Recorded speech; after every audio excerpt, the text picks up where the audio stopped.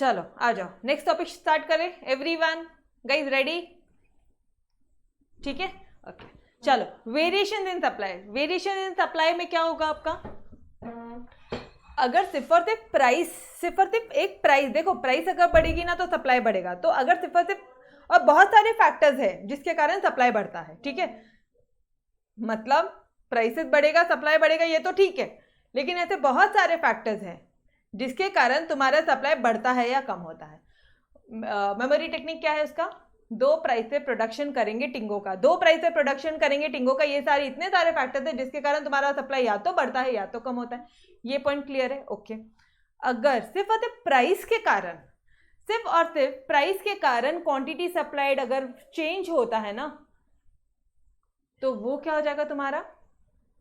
सिर्फ प्राइस बढ़ेगा, बाकी सब कांस्टेंट है, ये सब ऐसे हटा दो, उसको ढकेल दो बाजू, हट, ठीक है। सिर्फ प्राइस के कारण अगर सप्लाई में कुछ फर्क पड़ेगा तो वो आप बोलोगे वेरिएशन इन सप्लाई, मतलब एक्सपेंशन होगा अगर सप्लाई में या कॉन्ट्रैक्शन होगा। सिर्फ और सिर्फ प्राइस के कारण अगर कुछ इफेक्ट आ रहा है तो आप क्या बोलोगे? क्या बोलेंगे हम लोग? वेरिएशन इन सप्लाई, ठीक है। दैट इज, अगर सप्लाई बढ़ेगा तो बोलेंगे हम लोग एक्सपेंशन, और अगर सप्लाई कम होगा तो हम लोग बोलेंगे कॉन्ट्रैक्शन। मतलब मैडम, अरे मतलब क्या, अभी चुपचाप वो ग्राफ बनाते थे ना, हम लोग वो ग्राफ ड्रॉ करेंगे, वो ग्राफ ड्रॉ करेंगे, प्राइसेस बढ़ा, चलो आ जाओ यार ग्राफ ड्रॉ करते हैं, शांति से एक बार करते हैं, ठीक है, एक एक चीज एकदम डिटेल में करेंगे। चलो आ जाओ, खुद से ग्राफ ड्रॉ करेंगे, रट्टा नहीं माना है कुछ भी।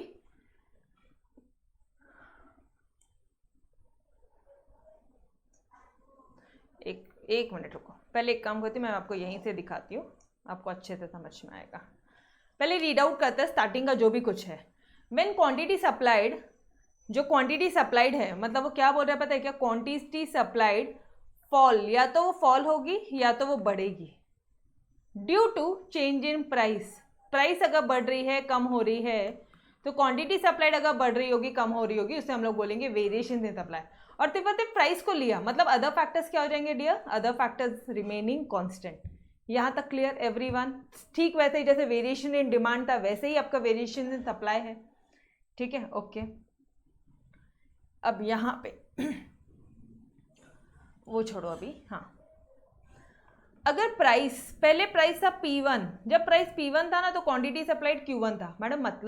मतलब मान लो जब तुम 10 रुपये, पानीपुरी 10 रुपये है, ठीक है, तो तुम 100 पीसेस सप्लाई करते थे, ठीक है। हमारा विकास बोलते हैं कि मैं 100 पीसेस बेचूंगा, लेकिन 100 नहीं, एक काम करो 1000 ले लो, 1000 पीसेस बेचूंगा मैडम मैं।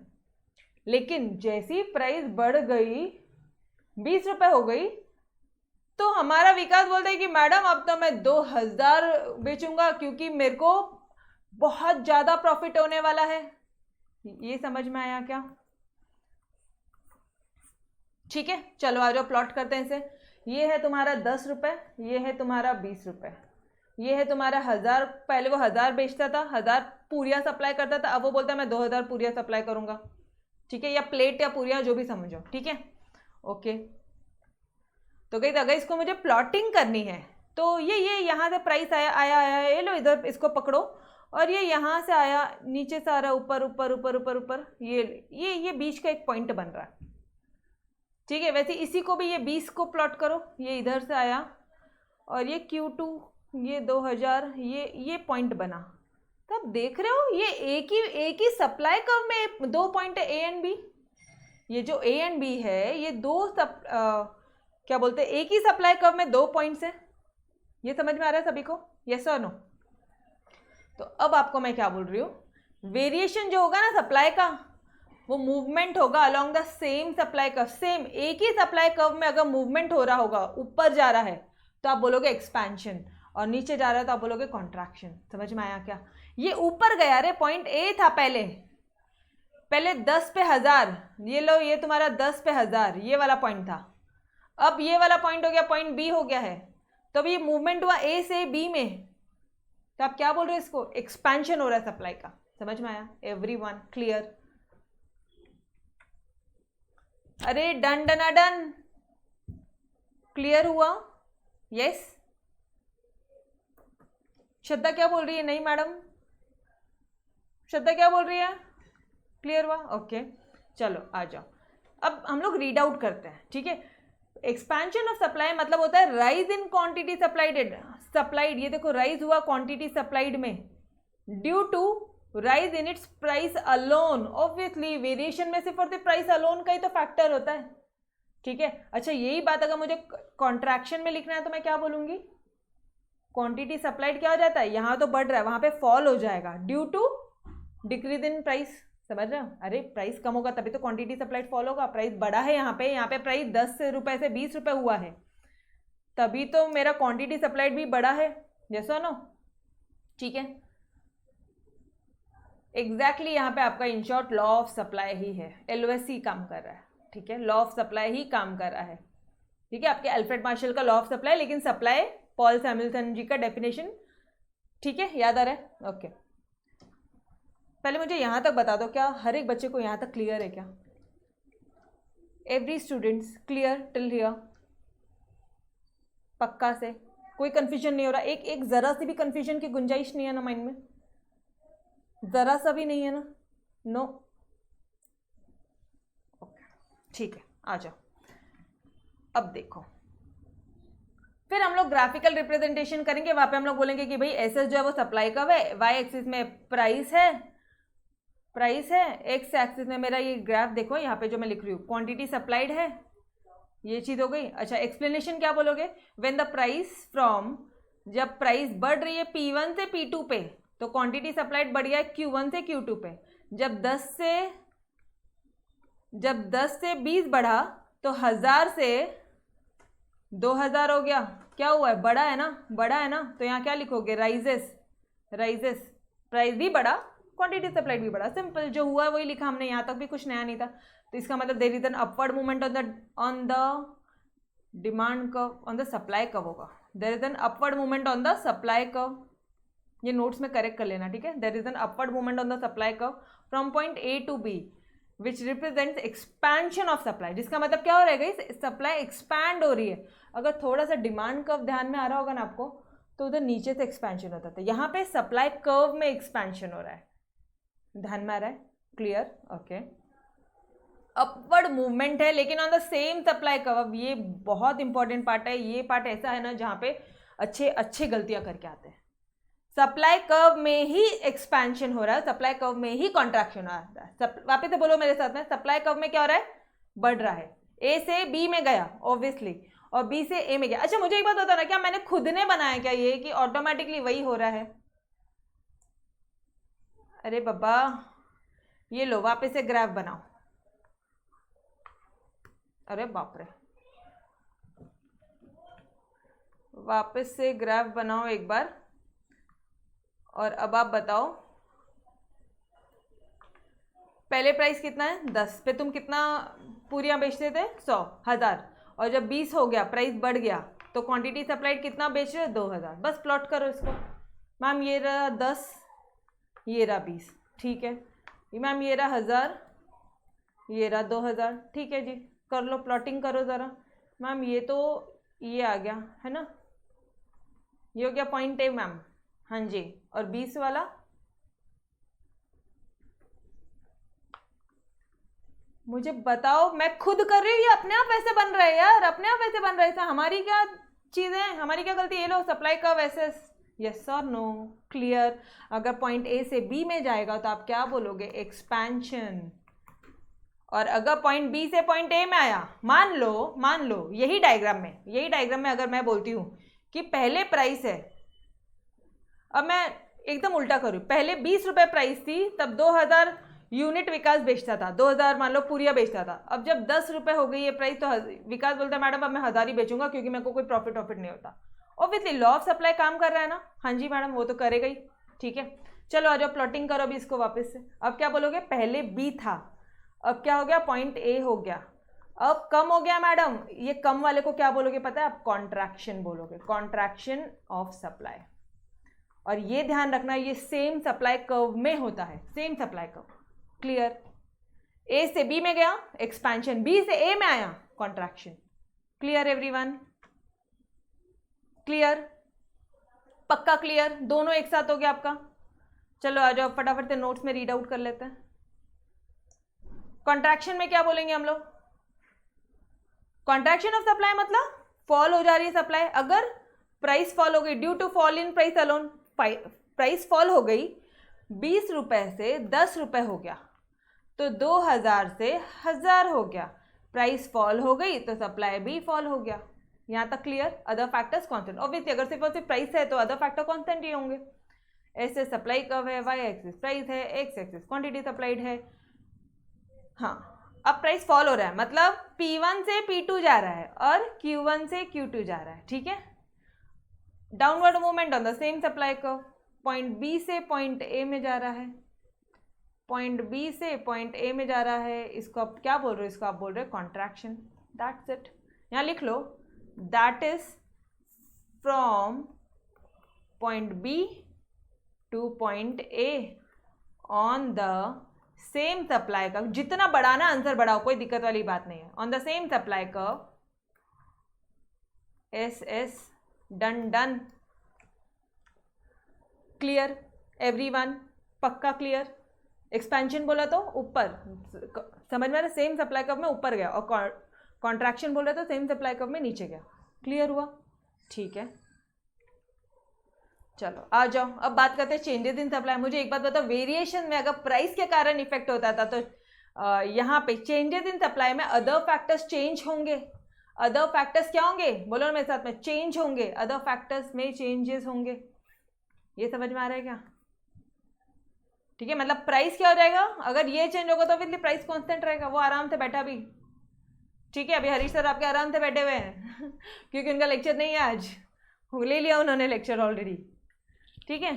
तो प्राइस क्या है? Price remains constant. ये समझ में आया?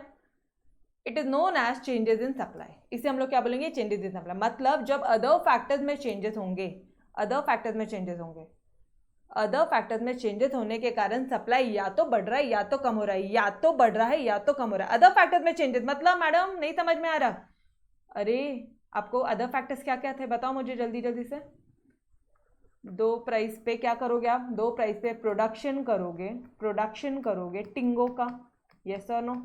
ये पूरे जो अदर फैक्टर्स है, प्राइसेस छोड़ दो, यहाँ पे प्राइसेस छोड़ दो, प्राइसेस छोड़ दो। ये प्रोडक्शन कॉस्ट, ये टेक्नोलॉजी, ये इंफ्रास्ट्रक्चर, ये क्या था, नेसेसिटी ऑफ गुड्स, उसके बाद में गवर्नमेंट पॉलिसी, अदर फैक्टर्स, जो भी कुछ था, ठीक है। तो ये जो भी कुछ है ना, मतलब जितने भी अदर फैक्टर्स है, प्रोडक्शन पे टिंगो, इसमें चेंजेस होने के कारण सप्लाई में क्या चेंज हो रहा है? या तो बढ़ेगा या तो कम होगा, वो हो जाएगा आपका। अब मुझे बताओ, सप्लाई बढ़ेगा तो वो हो जाएगा तुम्हारा इंक्रीज इन सप्लाई, और सप्लाई कम होगा वो हो जाएगा तुम्हारा डिक्रीज इन सप्लाई। यही कंसेप्ट क्लियर है तुम्हारे? यस और नो? वापस से सुनो मैंने क्या बोला, वापस से सुनो क्या बोला। मैं ये बोल रही हूँ, अदर फैक्टर्स में चेंजेस होने के कारण अगर सप्लाई बढ़ेगा तो इंक्रीज इन सप्लाई, अगर कम होगा तो डिक्रीज इन सप्लाई। क्लियर?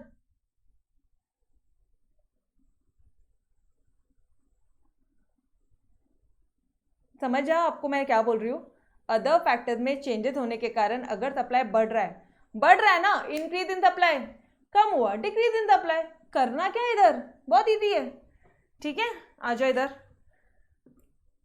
मतलब फील करो, पता है क्या, इकोनॉमिक्स को फील करो रे। अकाउंट छोड़ो अभी, ठीक है। Change in supply can not be shown on the same supply curve. अच्छा, ये सेम सप्लाई कर्व में नहीं होता। ये जो है ना, ये चीज ऐसी है जो सेम सप्लाई कर्व में नहीं होती है।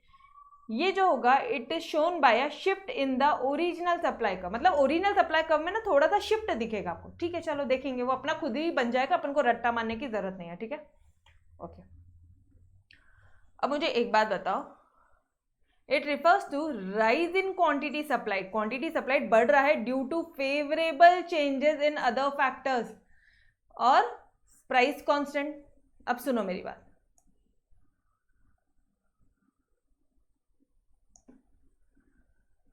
अब हम खुद से करेंगे, ठीक है। Now we are much matured enough कि अब हम लोग सारे ग्राफ खुद से बना सकते हैं, ठीक है। चलो आ जाओ, थोड़ा सा ट्राई करेंगे, एक बार मेरे साथ साथ ट्राई करोगे आप लोग। आप क्या बोल रहे हो यहाँ पे? Changes in supply. Changes in supply में क्या होता है डियर? मैडम अदर फैक्टर्स में चेंजेस होता है, अदर फैक्टर्स में होता है ना, ओके। अदर फैक्टर्स में मैडम चेंजेस होता है, ठीक है। तो प्राइस, नहीं मैम, प्राइस में कोई चेंज नहीं है, तो मैं लिख दूं प्राइस कांस्टेंट है, लिख दो प्राइस कांस्टेंट है, यस और नो? अरे अदर फैक्टर्स में चेंज हो रहा है मतलब प्राइस कांस्टेंट है ना, इकोनॉमिक्स में चेंज हो रहा है मतलब हरीश सर आराम कर रहे हैं ना, यस और नो?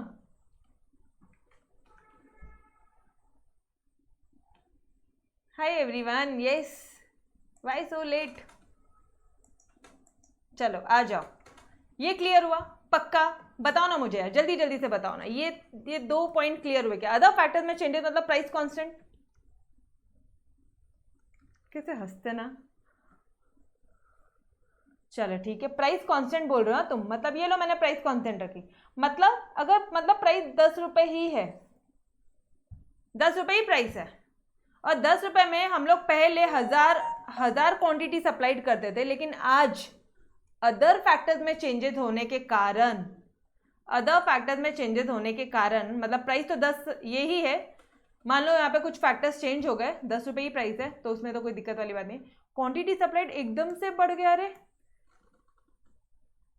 कुछ फैक्टर्स में चेंज हुआ है, मान लो एकदम फेवरेबल कंडीशंस आ गए, ठीक है, जैसे वहाँ पे तो पूरा लॉकडाउन खुल गया, सब मस्त वाला हो गया, पहले जैसे सब एकदम घरों के बाहर, कोई कोरोना का डर नहीं, वापस से लोग घरों के बाहर जा रहे, बाहर पानी पूरी वगैरह खा रहे, सारी चीज मतलब एकदम स्टॉल्स में भीड़ दे रही, भैया देना पानी पूरी, भैया वो एक्स्ट्रा वाली भी देना, हाँ अब मैं जाती हूँ, ठीक है, मतलब वो एक्स्ट्रा भी ना आप और एक्स्ट्रा मांगती लड़कियां, तो ये ऐसी वाली सिचुएशन हो गई है, प्राइस में चेंजेस नहीं हुआ, अगर वो वैसी वाली सिचुएशन हो गई है चेंजेस, उसके कारण मेरा क्वांटिटी सप्लाइड बढ़ गया, ठीक है, या गवर्नमेंट ने जो लिकर वगैरह पे रिस्ट्रिक्शन डाले थे वो मान लो हटा दिए, अरे पूछो मत, ऐसा तूफान होगा ना पूरे इंडिया का इकोनॉमी हिल जाएगा, बताइएगा, सारे के सारे घरों के बाहर निकलेंगे आपके वो शॉप में, लिकर की शॉप में, ठीक है, ये समझ में आ रहा है?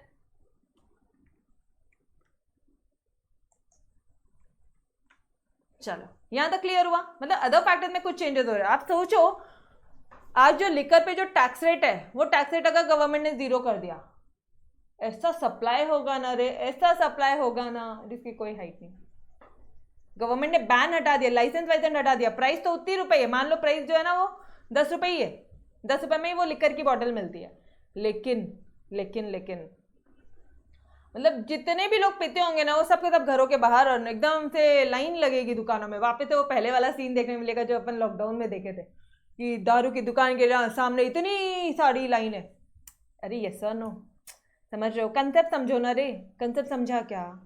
अदर फैक्टर्स में चेंजेस होने के कारण, गई अदर फैक्टर्स क्या है मुझे इतना बताओ, तो इंफ्रास्ट्रक्चर में चेंजेस हो गया, इंफ्रास्ट्रक्चर में मान लो रोड्स बन गए, अब अपना गुड डायरेक्टली वहां जा सकता है, गाँव में जा सकता है, अब फ्लिपकार्ट और मिंत्रा का जो सामान है वो डायरेक्टली गांव में जा सकता है, तो सप्लाई बढ़ गई है, अदर फैक्टर्स में चेंजेस होने के कारण अगर सप्लाई बढ़ी है, ये यहाँ तक क्लियर एवरीवन? चलो प्लॉट करो फिर, अगर 10 रुपये सप्लाई थी तुम्हारा, ये 1000 रुपये क्वांटिटी सप्लाइड है, 10 रुपये पे 1000, यहाँ पे क्वांटिटी सप्लाइड है, यहाँ पे प्राइस है, अब प्राइस तो सेम है लेकिन ये हो गया 2000, तो पहले इसको प्लॉट करो जरा कैसा आता है, इसको प्लॉट करो, प्लॉट करो इसको, ये रहा ये वाला पॉइंट, और फिर क्या करना है, प्राइस तो कांस्टेंट है ना, अब लो ये वाला पॉइंट ऐसे लगाओ,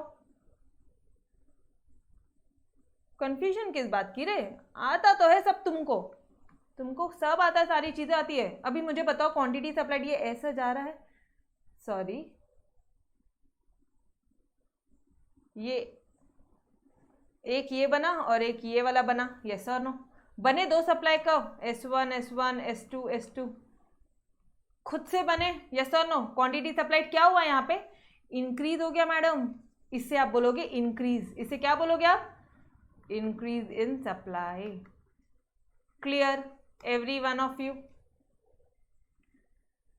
सिर्फ ये चीजें माइंड में आनी चाहिए, सिर्फ ये चीजें माइंड में आनी चाहिए कि भाई प्राइस कांस्टेंट है, अदर फैक्टर्स में चेंजेस हो रहा है मतलब प्राइस कांस्टेंट है, प्राइस में चेंजेस हो रहा है मतलब अदर फैक्टर्स कांस्टेंट है, बस ये चीजें ना ऐसे हेर फेर करते रहना आना चाहिए, ठीक है? तो अपने आप पूरी कहानी खुद ब खुद बन जाएगी, डन? ओके चलो आ जाओ, नोट से कर लेते फटाफट से,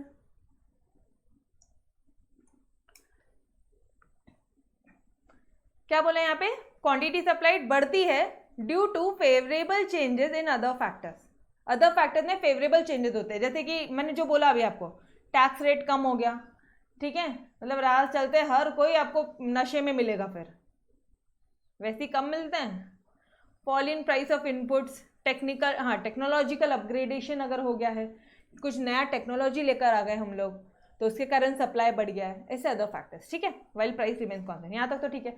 Y axis price, X axis quantity supplied, price of commodity remain constant at point P1। Obviously quantity supplied बढ़ गया है, वो Q1 से आपका Q2 पे, जो सप्लाई कब है वो शिफ्ट हो गई आपकी S1 से S2 पे, S1 से S2 पे शिफ्ट हो गई। अरे भाई shift, this means an increase in supply.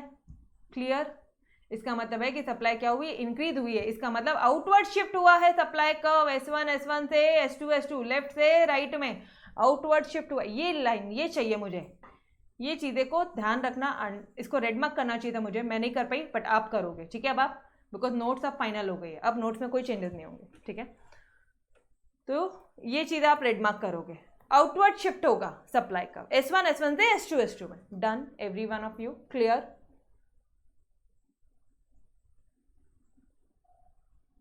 पक्का से क्लियर एवरी वन? तोड़, ओके चलो। अब क्या हो जाएगा यहाँ पे, फेवरेबल फैक्टर्स में, मतलब अदर फैक्टर्स में, जैसे प्राइस 10 रुपए है, ठीक है, और वो 2000 से अब 1000 हो गया है। प्लॉट कर लो जल्दी से, ये रहा प्राइस 10 रुपए, ये रहा पहले का 2000 रुपए। अब गवर्नमेंट ने वो दारू वाले लोगों पे रिस्ट्रिक्शन ला दिए, ठीक है, मतलब वो जो लिकर की जो बॉटल थी उस पर टैक्स रेट और बढ़ा दिया, क्योंकि हर कोई ऐसे पीते हुए घूमते हुए मार्केट करते हुए दिख रहा था रास्ते पे। लो रे भाई, मतलब तुम्हारे पास में एक्चुअली क्या होता है पता है क्या, क्राइम बहुत ज़्यादा बढ़ जाता है। दिक्कत वाली कोई बात नहीं, क्राइम इतने ज़्यादा बढ़ जाते हैं ना कि उनको फिर ऐसी, मतलब एक फॉल्स बिलीव होता है कि भाई वो लोग घरों में ये करेंगे, तांडव मचाएंगे और उनको कुछ भी करके, मतलब खाना खाने को नहीं मिले। ठीक है, I have seen some families, मतलब मुझे भी ऐसा पता है, क्योंकि when I was in Mumbai तो बहुत लोगों को देखा है यार, वहाँ पे जो नॉर्मल जो वर्कर क्लास होता है ना, मतलब उनको घर में बच्चे बीवी भूखे रहे चलेगा, लेकिन उनको पीने को चाहिए, इतनी लत लग जाती है, इतनी लत लगती है, मतलब हाइट है, इसलिए मैं बोल रही हूँ। ठीक है, तो अभी क्या हुआ, गवर्नमेंट को रोकना था ये चीज़, गवर्नमेंट ने बोला कि अच्छा ऐसा कर रहे हो तुम, लो हम क्या करेंगे, अदर फैक्टर, हमने टैक्स रेट, प्राइस वही है, प्राइस 10 रुपये है, टैक्स रेट या फिर मान लो उसका प्रोडक्शन में लाइसेंस वगैरह लगा दिया, लो लाइसेंस लगा दिया। मतलब जो ऐसी आलतू फालतू वाली जो शॉप थी, जो ब्लैक वगैरह में बेचते होंगे, या जो कुछ भी, ठीक है, फॉर एग्जाम्पल जैसे रिस्ट्रिक्शन जो होते हैं गवर्नमेंट के, जो डॉक्यूमेंट्स वगैरह करना होता है, जो डॉक्यूमेंटेशन चाहिए, जो लाइसेंस चाहिए, उस पर बैन लगा दिया। अब वो लाइसेंस के लिए जो कंडीशन है वो बहुत स्ट्रिक्ट कंडीशंस कर दी, कि बहुत जो बड़े शॉप है, जो बहुत, हाँ जिन लोगों का ऐसा होता है कि जो फैमिली के साथ ड्रिंक करते हैं, जो ऐसे भी लोग होते हैं जो फैमिली के साथ ड्रिंक करते हैं, आई have seen many of the Punjabi families, मतलब यार वो लोग पूरे उनके शादियों में भी होता है, वो लोग इतना इतना कप, उनके घरों में भी चीज़ें होती है, बट नॉर्मल वे में लिया, शान से लिया, that is all together a different thing. But ये इस तरह से जो चीज़ें हो रही है वो गलत है, तो गवर्नमेंट को कुछ ना कुछ तो करना था। तो गवर्नमेंट ने क्या किया, ये जो कंडीशन है ना ये बढ़ा दिए, ये रिस्ट्रिक्शन बढ़ा दिए, प्राइस उतनी है, रिस्ट्रिक्शन बढ़ा दिए। अब क्या हो जाएगा, सप्लाई ऑटोमेटिकली कम हो जाएगी। गांव में ये लाइसेंस खरीदना पॉसिबल नहीं है, बिकॉज एक एक लाइसेंस के लिए 25 लाख 50 लाख रुपए लगते हैं।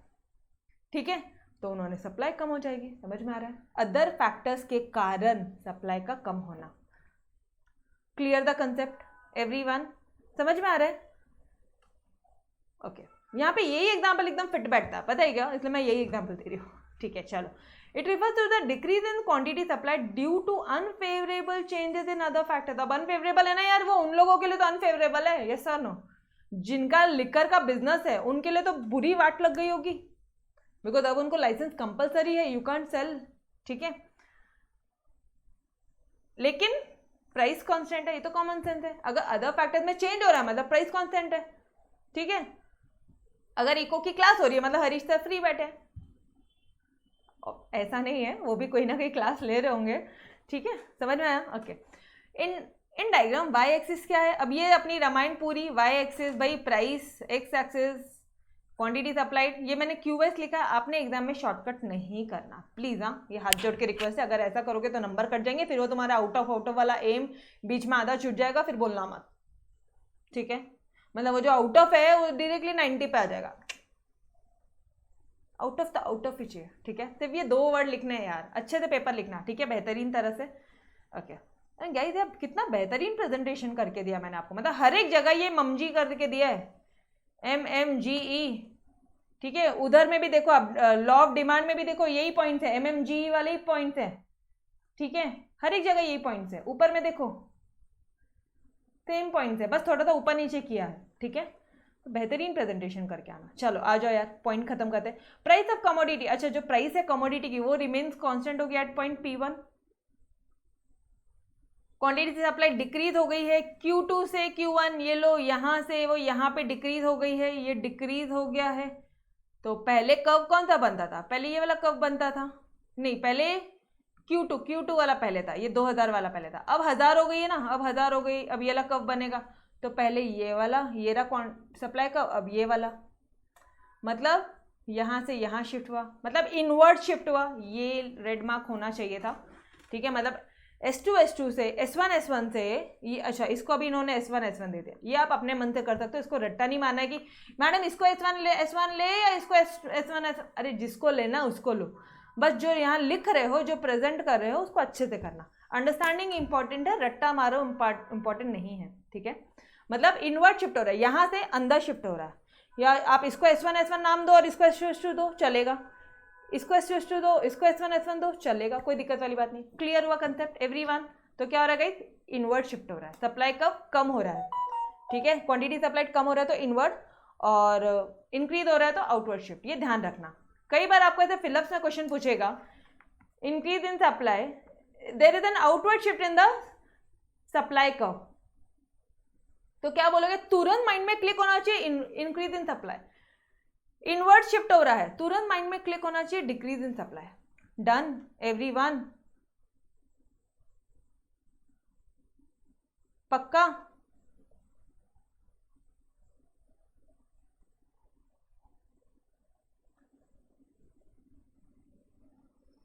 सिंधीज के यहाँ पे भी फैमिली में साथ में ही है, ऑब्वियसली बहुत सारी फैमिलीज में होते हैं, ऐसा कुछ नहीं है, कोई गलत बात नहीं है, ठीक है। बट इट डिपेंड्स कि तुम उसके वो पीने के बाद में तुम कैसा रिएक्ट करते हो, वो गलत चीज़ है, ठीक है। हर कोई पीता है, ऑब्वियसली हर कोई पीता होगा। मैम एक बार इंक्रीज इन डिक्रीज फिर से बताओ। Increase in supply, decrease in supply का मैं शॉर्ट में बताऊं ना तो क्या होगा पता है क्या,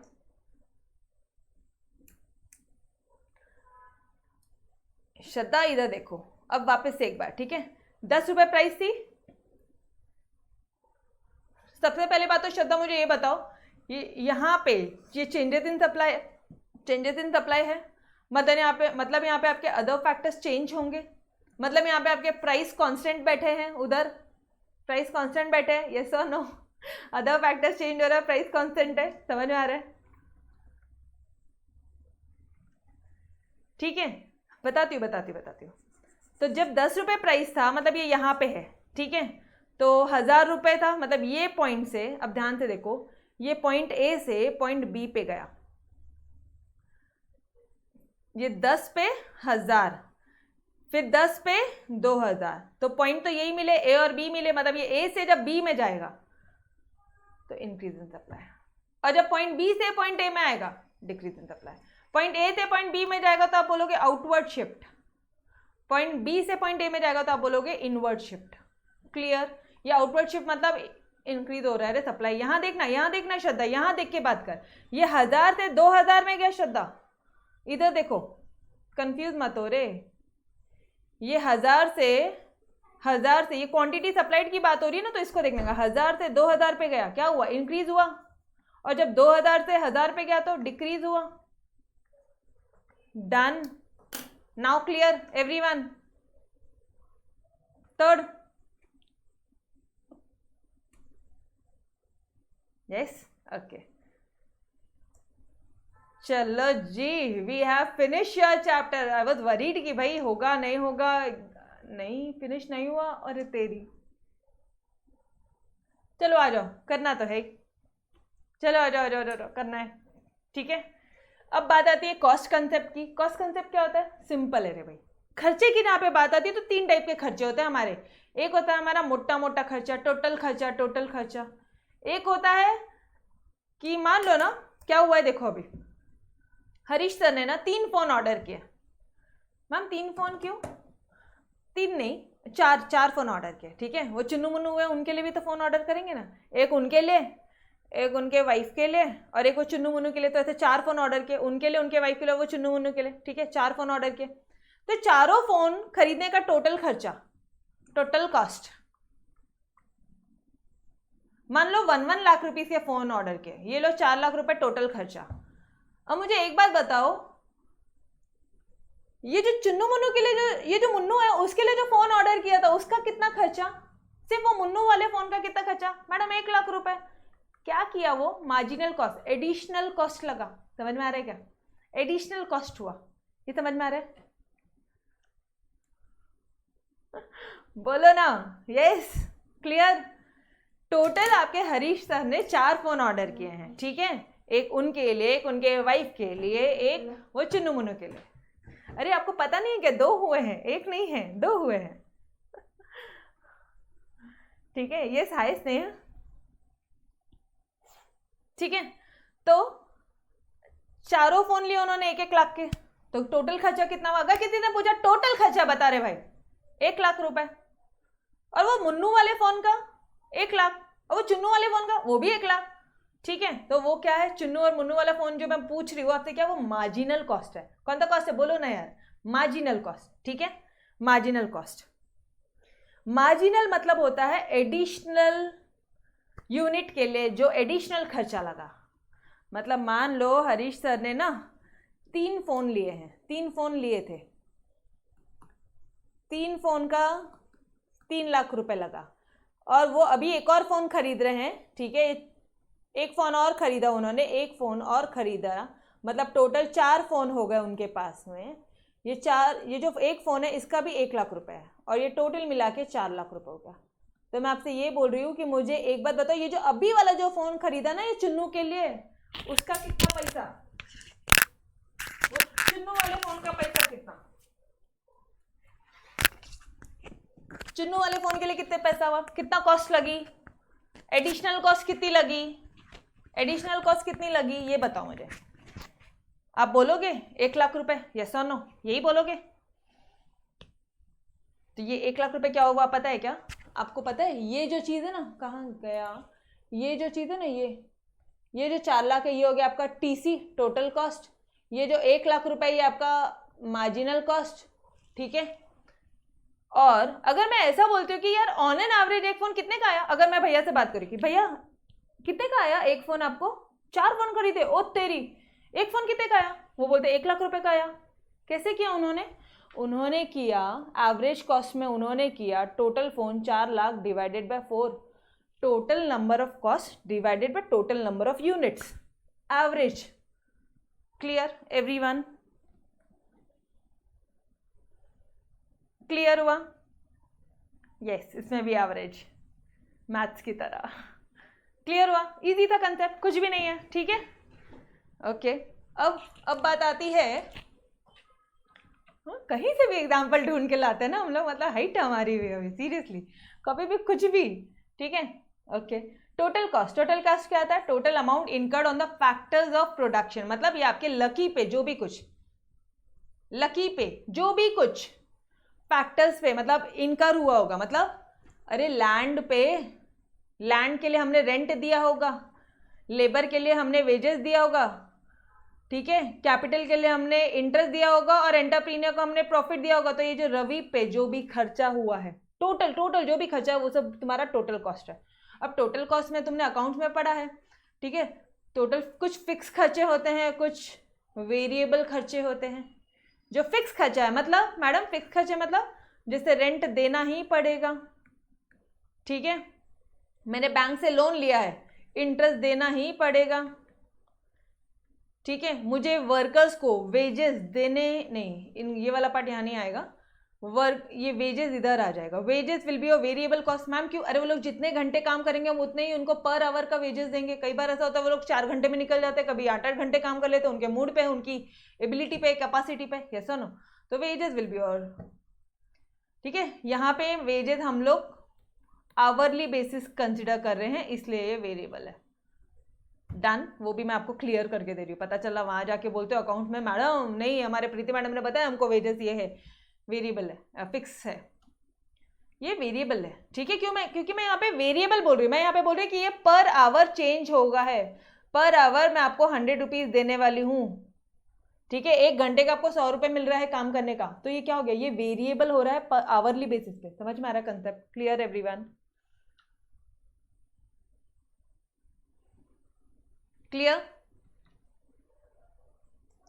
अरे जिस भी बच्चे को मार्जिनल कॉस्ट वाला कंसेप्ट नहीं समझ रहा है, डिमिनिशिंग मार्जिनल यूटिलिटी वाला एक चैप्टर है, मतलब चैप्टर नंबर 2 यूटिलिटी एनालिसिस में डीएमयू वाला एक कंसेप्ट है, वहाँ पे मैंने पानीपुरी के इतने एग्जाम्पल दे दे के वो कंसेप्ट क्लियर किया ना, एक एक लाइन डिटेल में किया है, ठीक है। अभी आप इतना समझो प्राची, अभी के लिए आप इतना समझो, मार्जिनल मतलब एडिशनल कॉस्ट।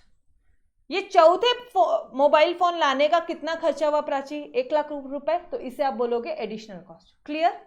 अभी के लिए इतना समझो, फिर जब आप चैप्टर 2 देखोगे आपको सारी चीजें क्लियर हो जाएगी। ऑलराइट, ओके, ठीक है। तो टोटल फिक्स कॉस्ट क्या क्या हो गए?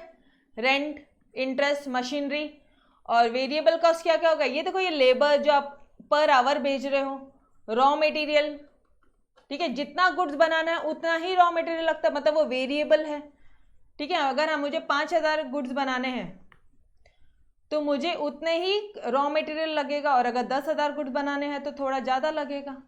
वेरिएट होते हैं, ये फिक्स नहीं है, वेरिएट होते हैं, चेंज होते हैं। समझ में आ रहा है? फ्यूल, जितना तुम मशीन चलाओगे उतना फ्यूल लगेगा, जितना इलेक्ट्रिसिटी ऑन रखोगे उतना इलेक्ट्रिसिटी बिल आएगा। समझ में आ रहा है? Clear? First one clear? Total cost clear हुआ आपको दोनों? टोटल फिक्स कॉस्ट और वेरिएबल कॉस्ट क्लियर हुआ? ओके। एवरेज कॉस्ट क्या होता है? Cost of production per unit. अरे पर यूनिट कितना प्रोडक्शन हुआ है? मैम नहीं समझा? अरे बाबा, हरीश सर ने 4 फोन लाए थे, 4 फोन लिए हैं उन्होंने, कितने के? 4 लाख रुपए के। ऑन एन एवरेज एक फोन का कितना खर्चा हुआ होगा? ऑन एन एवरेज एक फोन का कितना खर्चा होगा? इधर लिखो, एक phone is equal to question mark, करो इधर क्रॉस मल्टीप्लाई, आ जाएगा तुम्हारा इसका कितना हो जाएगा? ये 4 लाख इंटू 1 डिवाइडेड बाय 4, ये हो जाएगा आपका 1 लाख रुपीज। यस और नो? यहाँ पे और मैंने एक और एग्जांपल दिया कि अगर मान लो टोटल कॉस्ट गुड्स बनाने का, ठीक है, मतलब 500 यूनिट बनाने का अगर 2 लाख रुपए लगता है, तो एवरेज कॉस्ट कितना होगा? ये 2 लाख डिवाइडेड बाय 500। देखो क्या बोल रहा है वो, 500 यूनिट बनाने का अगर 2 लाख रुपए लगता है, तो एवरेज कॉस्ट बोल रहा है, मतलब आपको पर यूनिट कॉस्ट बोल रहा है, ये ध्यान में रखना। पर यूनिट एक यूनिट बनाने का कितना लगा रे भाई? 2 lakh into 1 divided by 2 lakh into 1 divided by 500, ये आ जाएगा आपका 400 रुपये। समझ में आ रहा है? Average cost.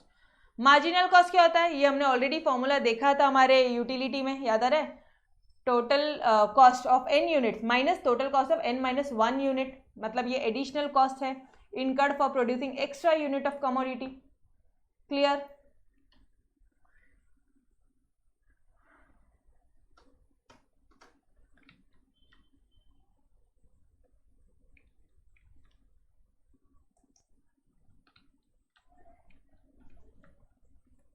अच्छा, मार्जिनल कॉस्ट तो आपको पता है कितना एडिशनल कॉस्ट लगा है, मतलब क्या किया है हमने, क्या किया है हमने एग्जैक्टली हमने टोटल कॉस्ट में से, मतलब 4 लाख वाला जो कॉस्ट था ना, उसमें से तीन मोबाइल के कॉस्ट माइनस किए। ये 4 मोबाइल का कॉस्ट, सुनो मेरी बात सुनो एक बार ध्यान से देखो, 4 मोबाइल का cost, total cost of 4 mobile minus total cost of 4 minus 1 mobile, मतलब 4 मोबाइल का कॉस्ट कितना है? 4 लाख है, और माइनस करोगे आप 4 माइनस 1, मतलब 3 मोबाइल का कॉस्ट कितना था? 3 लाख। तो एक मोबाइल का कॉस्ट कितना आ गया एडिशनल? ये आ जाएगा आपका marginal cost of fourth unit, ये कितना आ जाएगा? 1 लाख। क्लियर? समझ में आया? ओके चलो, रेवेन्यू कंसेप्ट। अब बात आती है रेवेन्यू कंसेप्ट की। तो कहते हैं रेवेन्यू मतलब, तो सबसे पहली बात इतना ध्यान रखो, तुम्हारे फर्म को जो अपना बिजनेस है उसको कितना रेवेन्यू आ रहा है, कितना रिसीट हो रहा है, कितना पैसा आ रहा है, रिसीट, कितना रिसीट आ रहा है, टोटल कमोडिटी, जितनी भी कमोडिटीज है वो सब बेच के कितना पैसा आ रहा है, वो होता है रेवेन्यू। और कॉस्ट क्या होता है, यहां पे हम बेच के पैसा आना इज योर रेवेन्यू, लेकिन यहां पे तुम खरीदते हो और जो पैसा देते हो वो तुम्हारा कॉस्ट था, ठीक है। कॉस्ट क्या होता है, टोटल कॉस्ट क्या होता है, जितना खरीदा, जब आप खरीदते हो तो आपको पैसा देना पड़ता है, वो हो गया आपका कॉस्ट। और रेवेन्यू क्या होता है,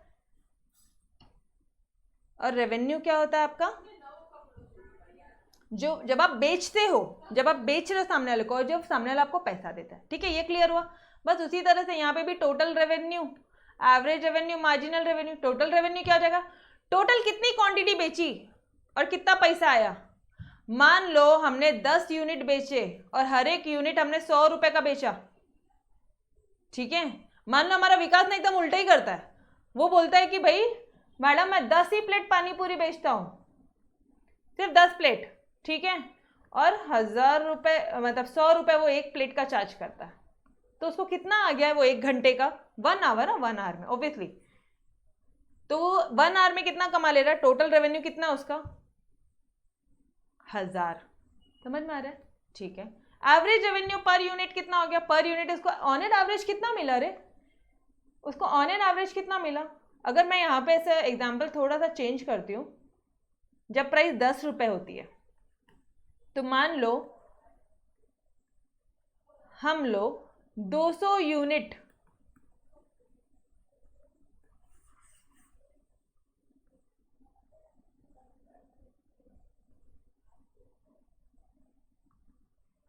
एक सेकेंड ना, ये यूनिट है। मान लो हम क्या करते हैं ना, हम 20 यूनिट, टोटल 20 यूनिट बेच रहे हैं 100 रुपए पे, तो कितना रेवेन्यू हो गया, टोटल रेवेन्यू कितना हो गया, कितना कमा लिया तुमने, 2000 रुपए, ठीक है। तो अगर मैं आपसे पूछूं कि तुम ऑन एन एवरेज कितना कमा लेते हो, अच्छा ये भी छोड़ो, आप 40,000 रुपीज मंथली कमाते हो, 40,000 रुपये आप महीने का कमाते हो, कितने दिन काम करते हो आप 1 महीने का, ठीक है।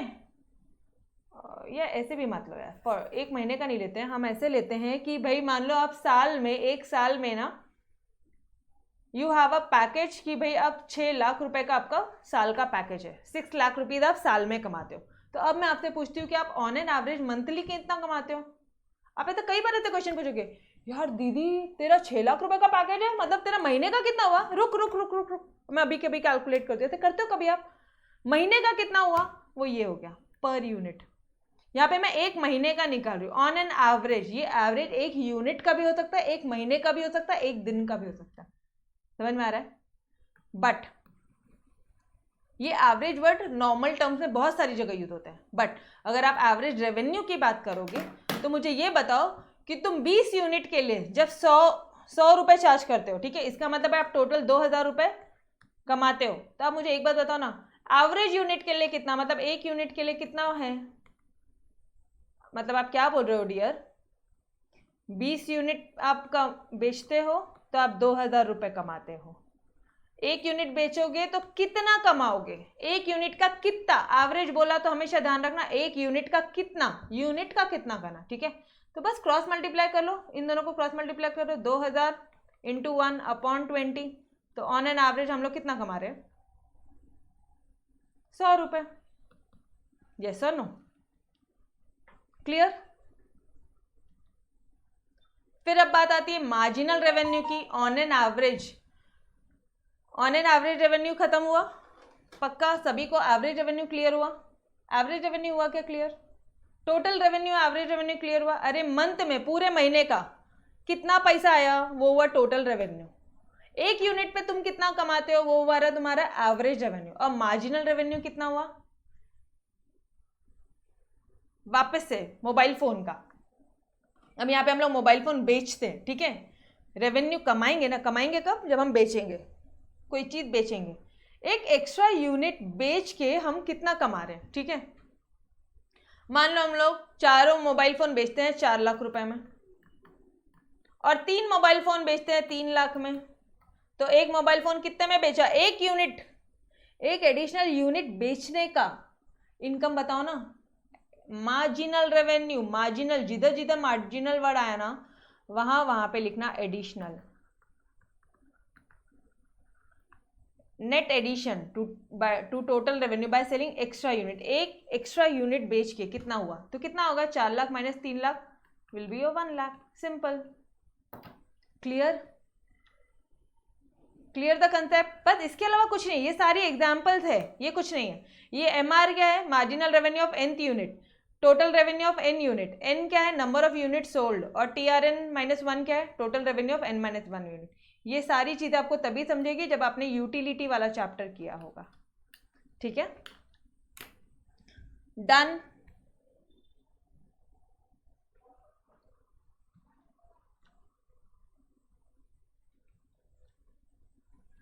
यस, देखो finally your chapter is finish, और अब हम लोग बाद में हम लोग चैप्टर नंबर 5 स्टार्ट करेंगे, ठीक है।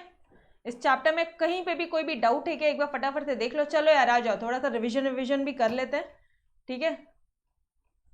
टाइम है तो थोड़ा सा रिविजन भी हो जाए। क्या क्या चीजें पढ़ी थी आपने, आपने सबसे पहले पढ़ा कि आउटपुट क्या होता है। चलो आ जाओ शिद्दत से, ईमानदारी से। आउटपुट, टोटल आउटपुट क्या होता है, कितना गुड्स तुमने प्रोड्यूस किया, कितना गुड्स, टोटल गुड्स कितना तुमने प्रोड्यूस किया, ये हो जाएगा आपका टोटल आउटपुट। ये समझ में आया, ठीक है। फिर स्टॉक क्या हो जाएगा, स्टॉक कितना यूनिट तुमको अवेलेबल है सेल करने के लिए, इतना यूनिट मेरे पास में अवेलेबल है बेचने के लिए। और सप्लाई क्या होगा, जो मैं विलिंग टू ऑफर हूं, समझ में आ रहा है। It is the relationship between market price and the goods that producer is willing to supply, जो प्रोड्यूसर विलिंग है सप्लाई करने के लिए, क्लियर। फिर individual supply curve, individual supply schedule, फिर कर्व, ठीक है। यहाँ पे क्या हो जाएगा, कुछ नहीं, टैबुलर रिप्रेजेंटेशन है, 10, 20, 30, 40, 50। यहाँ पे भी सेम वैसे ही, अगर सप्लाई प्राइसेस अगर बढ़ेगी तो सप्लाई बढ़ेगा, इसी का प्लॉटिंग वगैरह किया। यहाँ पे ये वाली चीजें इंपॉर्टेंट थी, मोर, ये हमल यहाँ पे पूरा लिख लेना, एग्जैक्टली हमल लिखोगे तो भी चलेगा, मतलब higher the prices more will be the quantity supplied, lower the prices lesser will be the quantity supplied. इसका मतलब डायरेक्ट रिलेशनशिप है प्राइस में। अच्छा, ग्राफ बना लेंगे खुद से एवरीवन, मतलब दोनों में आपस में डायरेक्ट रिलेशनशिप है between price and quantity supplied. Market supply में बहुत सारे सेलर्स होंगे, इंडिविजुअल सप्लाई में एक ही सेलर थे तुम, यहाँ पे बहुत सारे सेलर्स होंगे गाइस, तो यहाँ पे सेलर ए बी सी सबकी एडिशन करोगे। अब सिर्फ ये वाली प्राइस और ये वाले टोटल, ये लास्ट 2 कॉलम के हम लोग डायग्राम प्लॉट करेंगे। यहाँ पे वापस से हमल लिखोगे, डन। यहाँ पे भी बोलोगे डायरेक्ट रिलेशनशिप है, ठीक है। फिर उसके बाद में डिटर्मिनेंट्स में बोलोगे, डिटर्मिनेंट में क्या बोलोगे, 2 प्राइस पे प्रोडक्शन करेंगे आप टिंगो का। फिर अजम्पशन बोलोगे कि भाई जो 2 प्राइस पे जो प्रोडक्शन कर रहे हैं हम लोग टिंगो का, वो सब एग्जैक्टली सेम है, there will be no change in this, clear. फिर उसके बाद में देखो जरा एक्सेप्शन, हाँ एक्सेप्शन गई, एक्सेप्शन क्या क्या है, लॉ ऑफ सप्लाई के एक reply, exception to law of supply एक रिप्लाई, एग्रीकल्चर गुड्स, ठीक है। फिर क्या आ जाएगा आपका, urgent need for cash, cash की जरूरत है, ठीक है। फिर आर से क्या होगा, रेयर गुड्स, मतलब जो गुड्स रेयर है उसकी सप्लाई कहाँ से बढ़ाए यार, मतलब उसकी प्राइस ही बढ़ेगी तो भी हम सप्लाई नहीं बढ़ा पाएंगे, समझ में आ रहा है। फिर उसके बाद में है आपका पेरिशेबल गुड्स, गुड्स अगर पेरिशेबल इन नेचर है तो भी हम सप्लाई नहीं कर सकते। फिर आता है आपका लेबर सप्लाई, ठीक है। अगर ज़्यादा से ज़्यादा का पैसा अवेलेबल भी है, ज़्यादा से ज़्यादा पैसा अवेलेबल भी है तो भी वो चीज़ें नहीं हो सकती, मतलब जो लेबर है एक्स्ट्रा का काम नहीं करना चाहेगा, ठीक है। अभी क्लियर है ना,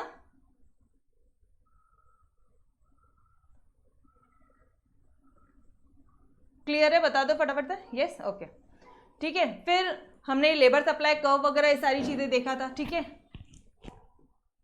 मतलब यहाँ पे ये वाली लाइन बहुत इंपॉर्टेंट है कि जो लेबर है ना, अगर तुम ज्यादा पैसा भी दोगे तो he denies to work for your extra hours because he will prefer leisure time, yes और नो, ठीक है। फिर ये ग्राफिकल कर्व, ये बैकवर्ड बेंडिंग, फिर वेरिएशन इन सप्लाई जो आज हमने किया, वेरिएशन इन सप्लाई में क्या हो जाएगा, एक्सपेंशन और कॉन्ट्रैक्शन। लेकिन ये ध्यान रखना सिर्फ और सिर्फ price alone, other factors constant रहेंगे।